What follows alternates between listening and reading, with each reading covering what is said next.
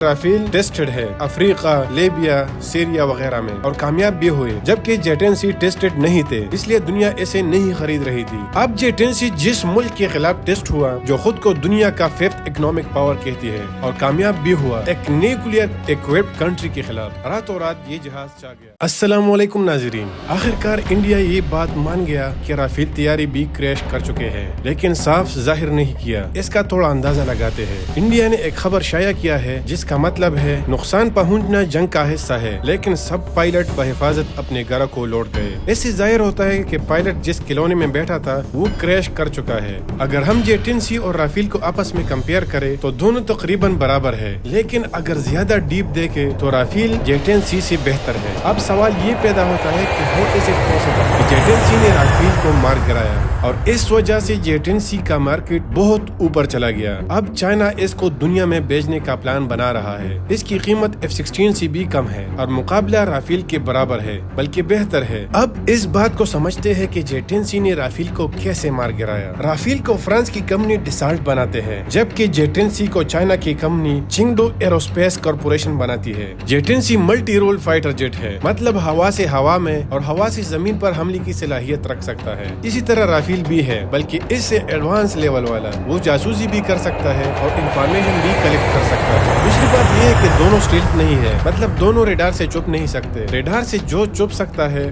وہ 5th generation والے جہاز ہے اور یہ دونوں 4.5 جنریشن والے جہاز ہے۔ اب J-10C جو جہاز ہے اس میں سنگل ٹربو انجن لگا ہے اور رافیل میں کمال یہ ہے کہ اس میں 2 انجن لگے ہیں۔ یہاں ایک پوائنٹ پہ رافیل بہتر ہو گیا۔ سپیڈ کے لحاظ سے اگر دیکھیں تو J-10C 2.2 میک تک پہنچ سکتا ہے، مطلب کہ آواز کی رفتار سے 2 چند تیز جاتا ہے۔ رافیل کی رفتار 1.8 میک ہے، تو یہاں پہ ایک پوائنٹ میں J-10C آگے ہو گیا۔ J-10C کی تھرسٹ ٹو ویٹ ریشو 1.8 ہے۔ اس کا مطلب ہے کہ کتنی تیزی اور جلدی سے زمین کی سطح سے اڑ سکتا ہے۔ رافیل کا 1.1 ہے۔ اب یہ ریشو جس جہاز کا 1 سے جتنا اوپر ہو وہ اتنا جلدی زمین سے اڑ سکتا ہے، تو یہاں پہ J-10C بہتر ہو گیا۔ کمبیٹ ریڈیس کی اگر بات کی جائے تو J-10C کا 1850 میٹر ہے۔ کمبیٹ ریڈیس کا مطلب ہے کتنی دائرے میں یہ جہاز فائٹ کر سکتا ہے۔ رافیل کا بھی 1850 میٹر ہے، تو یہاں پہ تقریباً دونوں برابر ہے۔ ایڈوانس لیول والا ریڈار آئسا دونوں میں ایک جیسا لگا ہے۔ اسی طرح ایڈوانس لیول کے کچھ سینسر رافیل میں ہیں جو J-10C میں نہیں ہے، تو یہاں پہ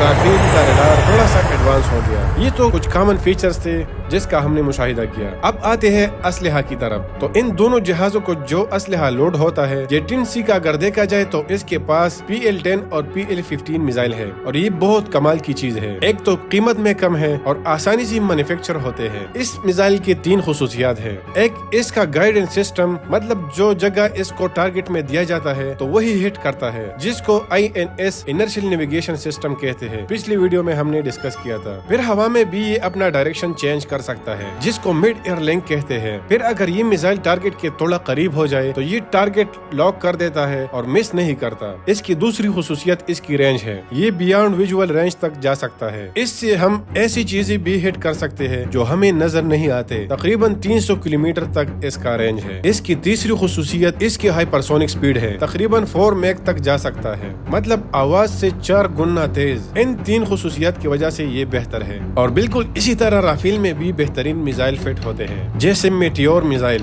یہ بھی فرانس بناتا ہے اور یہ بھی بیانڈ ویژول رینج تک جا سکتا ہے۔ اس طرح J-10C میں پریسیشن گائیڈڈ بومز اور کروز میزائل لگ سکتے ہیں جو کہ رافیل میں بھی ہوتے ہیں، لیکن رافیل کا جو کروز میزائل ہے یہ وہ میزائل ہے جس کے ذریعے انڈیا نے مسجدوں کو نشانہ بنایا۔ اس میں ٹرین ہیگنگ ٹیکنیک ہے جو کہ زمین کے نزدیک جاتا ہے، ریڈار میں نہیں آتا اور دور تک نشانہ بنا سکتا ہے۔ اگر دیکھیں تو دونوں تقریباً برابر ہے، ہلکا پھلکا فرق ہے، لیکن اصل بات اگر دیکھی جائے جس پر لوگ، میں اور آپ اور پوری دنیا یقین کرتے ہیں، وہ یہ ہے کہ رافیل ٹیسٹڈ ہے افریقہ، لیبیا، سیریا وغیرہ میں اور کامیاب بھی ہوئے، جبکہ J-10C ٹیسٹڈ نہیں تھے، اس لیے دنیا اسے نہیں خرید رہی تھی۔ اب J-10C جس ملک کے خلاف ٹیسٹ ہوا جو خود کو دنیا کا 5th اکنامک پاور کہتی ہے اور کامیاب بھی ہوا، ایک نیوکلیئر ایکوپڈ کنٹری کے خلاف، راتوں رات یہ جہاز چا گیا۔ سب سے اہم ترین چیز جو رہتی ہے وہ ہے اس کی قیمت۔ J-10C کی قیمت $40 to $50 ملین ہے، رافیل کی قیمت $288 ملین ہے، مطلب J-10C کی 6-7 گنا زیادہ ہے۔ اب دنیا کے ہر کونے میں یہ خبر مشہور ہے کہ J-10C نے 3 رافیل کو مار گرایا ہے۔ آخر میں